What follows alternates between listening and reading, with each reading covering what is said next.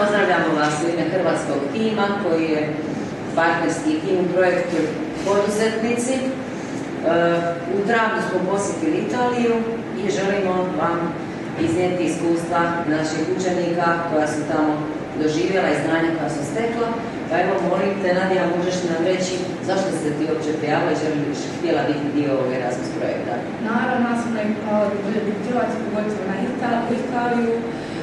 Imala sam velika očekivanja, upoznala nove kulture, nove prijatelje, istražno cijelu Siciliju, posjeti najveći grad Sicilije Palermo i steći nove prijatelje, biti primljena dobro novu obitelj i tako dalje. Jesu se ispunile očekivanja? Jesu i više. Marija, ajde ti nam reci, kako ste se pripremali za ovu mobilnost?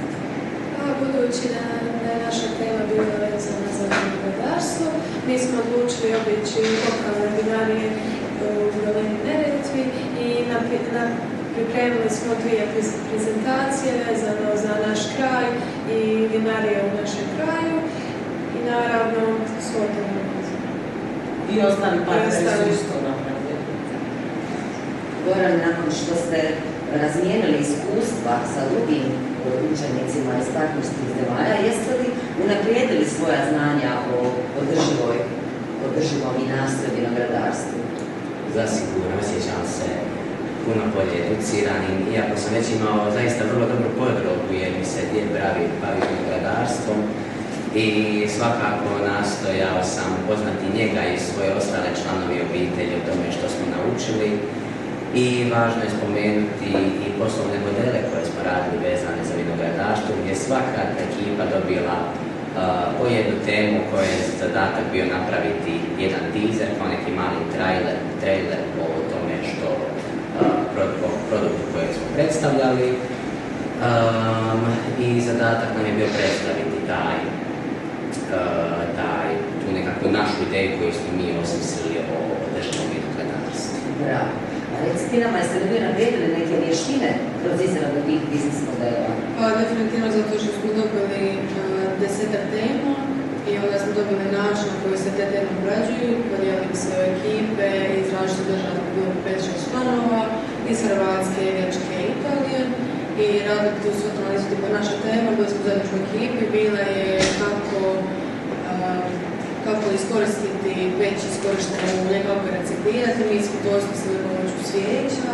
Ovo rekla da se naše znanje dosta naprijedilo s obzirom na vještine. Druge vještine, recimo informatičke, odnosno digitalne, jezične, definitivno, pogotovo jezične i socijalne. Bili smo cijelo vrijeme u interakciji, između drugih, razumijevali smo se preko engleskog jezika, stvarnog jezika. Super. I evo, Lana, bi li preporučila Erasmus drugim učenicima i zašto? U biti možda svi mogu odgovoriti na to pitanje. Erasmus bi preporučila svima zato što je to jedno zaista zapravo jedinstveno iskustvo. Nikada neće, na primjer, doživjeti to isto ja, znači svakome će to doživjeti na drugačiji način, ali nam je stvarno bilo super i poznali smo jako dobre, drage ljude s kojima smo danas se čujemo s njima i super smo ostali prijatelji i mislim da je to stvarno super iskustvo koje svakog treba pronijedno živjeti. Ajde, malo da čujem tada. Ja bih se preporučila, mislim to srednjoj školi putovati daleko i steći zapravo nove prijatelje koji nisu tako za Hrvatske i biti prije zapravo kao dio neke obitelji koja nije naša, da to ne pusti jedinstveno iskustvo, samo jednom iskustvo. Definitivno preporučujem, zato što smo upoznali nove ljude, novi način života i bilo je predivno iskustvo i nezaboravno se. Gorane? Ja ne preporučujem. Ne? Ne. Zašto? Budeš tužan poslije. Točno tako, zato što budem tužan poslije. Mi smo čak osmislili jedan novi ovako pojam koji se naziva post-Erasmus depresija. I koliko vam je trebalo da izađete? Barem 2 tjedna. Mjesec. Otprilike tjedan i po dana za mene.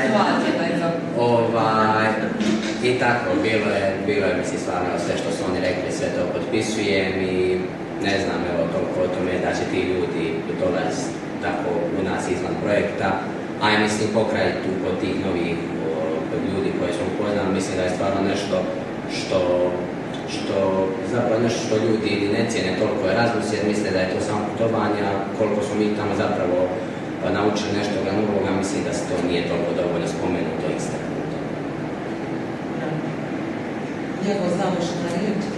Isto preporučila isto bi to ponovno iskustvo, to što govorim rekao da nije samo putovanje, nego i to iskustvo s drugim ljudima kad se poznaju te kulture, njihov način razmišljanja, njihova tradicija, koliko je njihova svakodnevnica možda drugčija od naša, koliko smo zapravo imamo tih zajedničkih dodirnih točaka i definitivno prekrasno iskustvo.